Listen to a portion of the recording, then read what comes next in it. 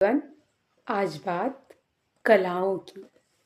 कलाएं जिन्होंने मनुष्य की सदियों वैज्ञानिक आवश्यकताओं को पूरा किया, जो व्यक्ति के भीतर विद्यमान थी।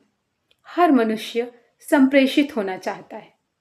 ये जो आत्म संप्रेषण है, कभी विविध रंगों की चित्रकारी बनकर किसी कलाकार के कैनवस पर उपजा, तो कभी किसी नृत्यांगना की किसी मुद्रा में उसके हृदय के भाव तरंगायित हुए। किसी कलावंत, किसी वीणा वादक के हृदय में जो उठी हिलोल है, उसने संगीत का आदि स्वर धारण किया। किसी कवि की आदिम पीड़ा ने आदि श्लोक का रूप धारण किया। तो ये सारी चीजें कला में और इसके रहस्य को प्रकट करती हैं।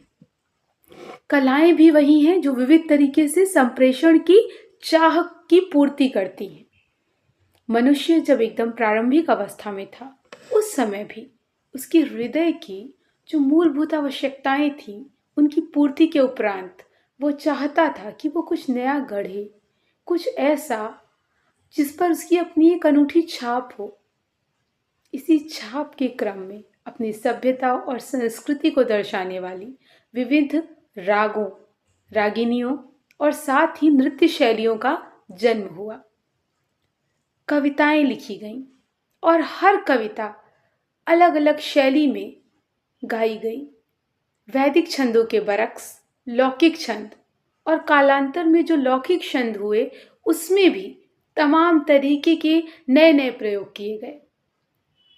तो ये जो लोकगीतों की शैली है, ये जो बहुत सारे काव्य रूप प्रचलित हुए, दोहा, चौपाई, छंद, छप्पय, कुंडलिया, रोला, उलाला, पता नहीं कितने प्रकार, ये सब मनुष्य के भीतर, मनुष्य के हृदय की जो तड़प है, अभिव्यक्ति की जो चाहत है, उसके लिए मनुष्य का जो समर्पण है, उसी को हमारे सामने ध्वनित करता है और हमारे हृदय को स्पंदित भी करता है कि हम उसके साथ उस गहरी गंभीर एकतांता को महसूस कर सकें और उसमें निहित उन स्वरों को सुन सकें जिनमें मौन मुखर है, अभिव्यक्ति की छटपटाहट है और कलाओं के प्रति संचित अनुराग तो है ही।